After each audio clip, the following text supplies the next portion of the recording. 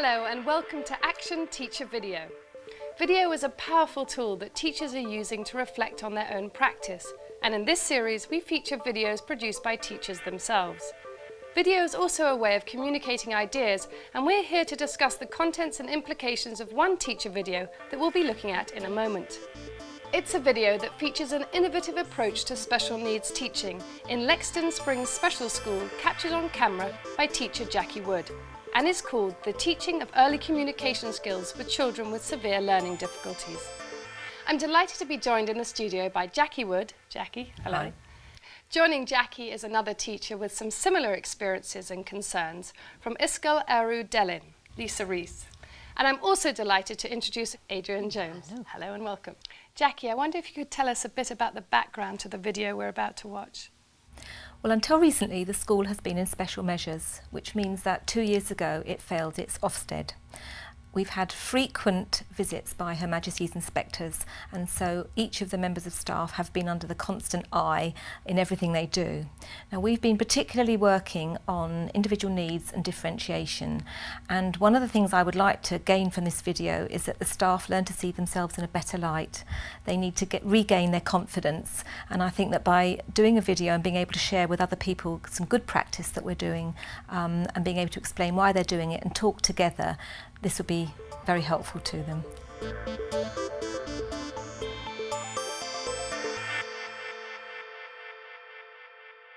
My name is Jackie Wood and I'm the head teacher of Lexden Springs School.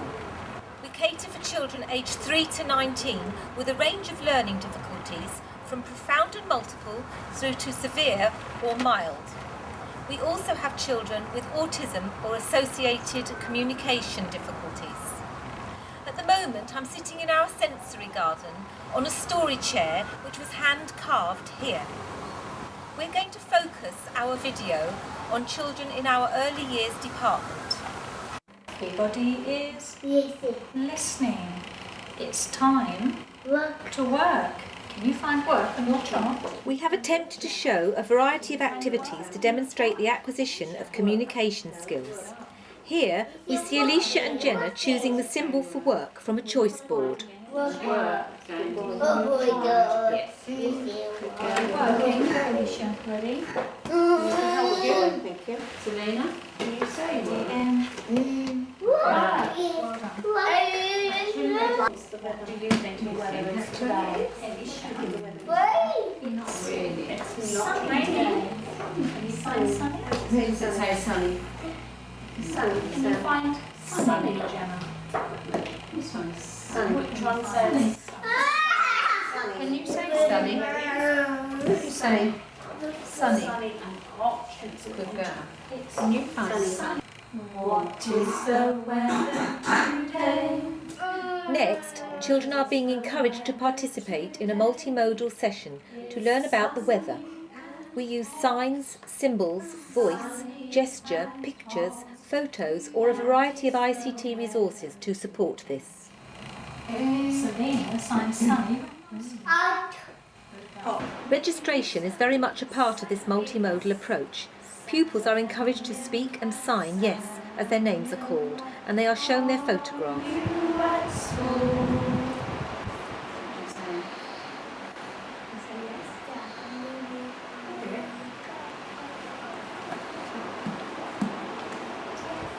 Here, Sam is given a little help with his signing. Yes, I am. Yes, I am. I am that. Sam, Alicia and Jenna are helped to select the correct photograph of another pupil in the class. You find Jenna. Where's Luke? Can you find Luke? Selena. Luke, can you say? Where's Luke? Show me. Yeah. Where's Luke? Luke. Good girl. Where is he? Luke. Where is Luke?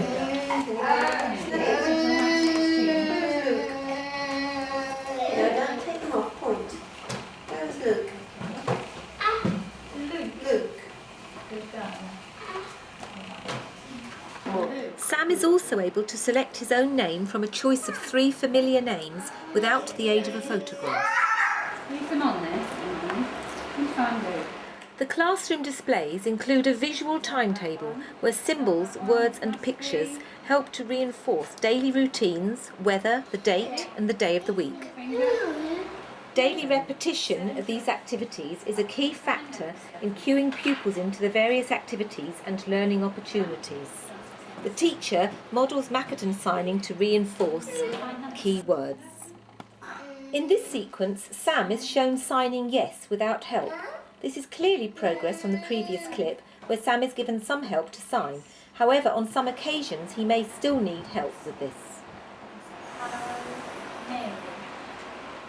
This activity follows on from the choosing a friend sequence. Now the pupils are encouraged to identify the friend and to actually walk over to them and greet them. This involves listening skills, comprehension and social skills, and is an extremely important part of the whole process of learning to communicate, which underpins all our learning activities.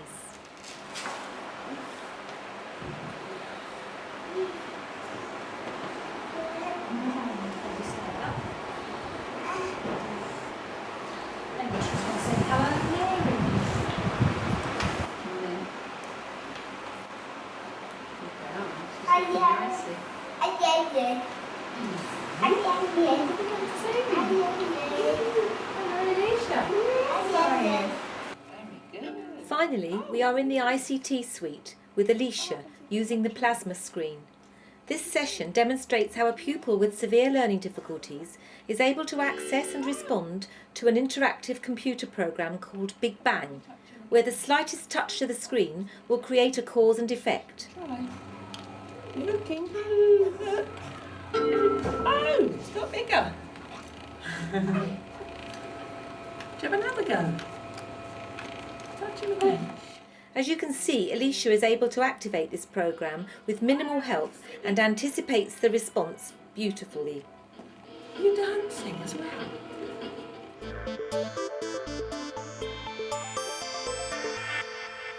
Jackie, wonderful video.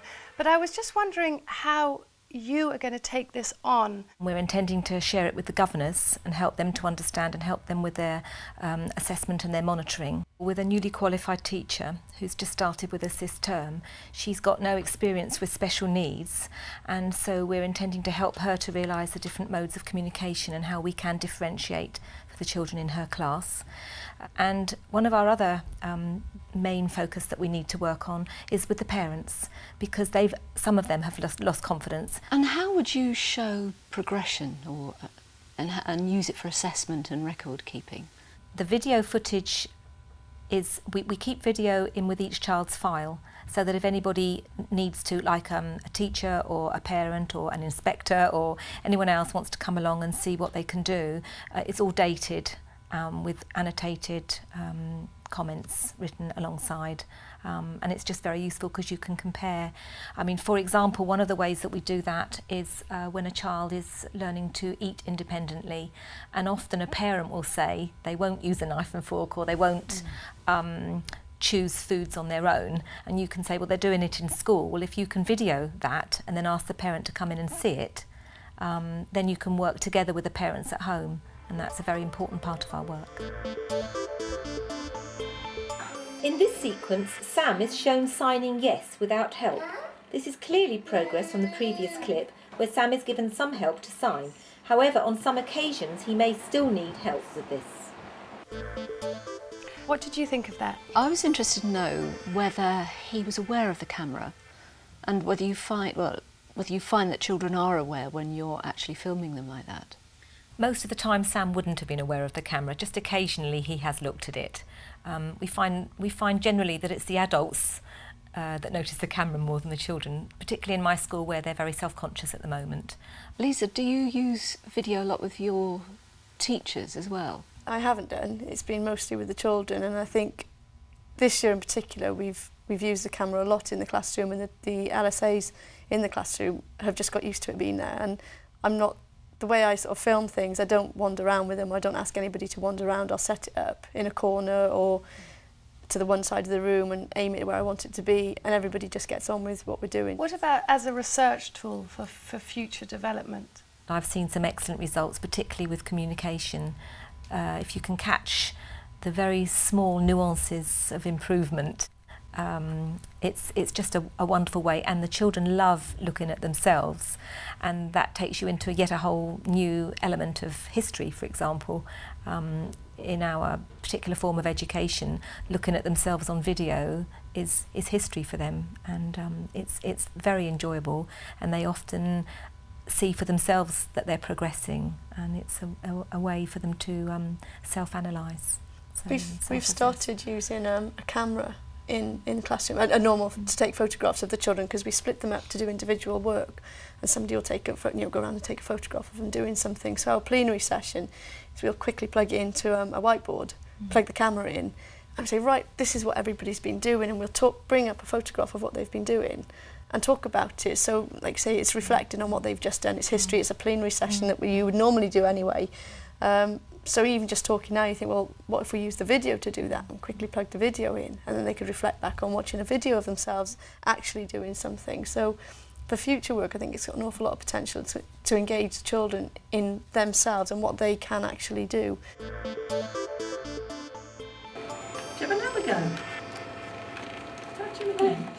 As you can see, Alicia is able to activate this programme with minimal help and anticipates the response beautifully.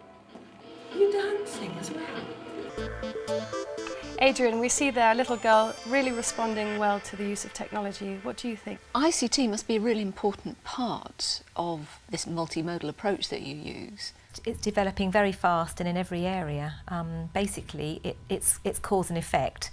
You can gain attention, so almost any subject matter that you want to, you can find a programme to help you with, whether that be a national curriculum subject like history or geography, or something like learning to write. But initially, it's just gaining their attention. And is that the same in your school? Yeah, I think with the way technology is developing, it's a brilliant way of encouraging children who may not communicate in a functional way to engage them in something that later on you could develop into giving them a means of communication. For example, learning about cause and effect. If I touch the screen, something happens, and yeah, it's exciting and motivating, but then that could develop into using a single switch, and you press the switch and the same thing happens, and then that switch could be turned into a Big Mac. You press the switch and it says, can I have a drink? And you get a drink. So it's exactly the same thing, but they may be more motivated initially to use a computer which has got all these pretty pictures on it, and then you can develop those skills that they can motivate them to use those cause and effect skills into something then that they can use as a functional manner to ask for basic things in their lives. How can this be translated into working with children in mainstream schools, do you think?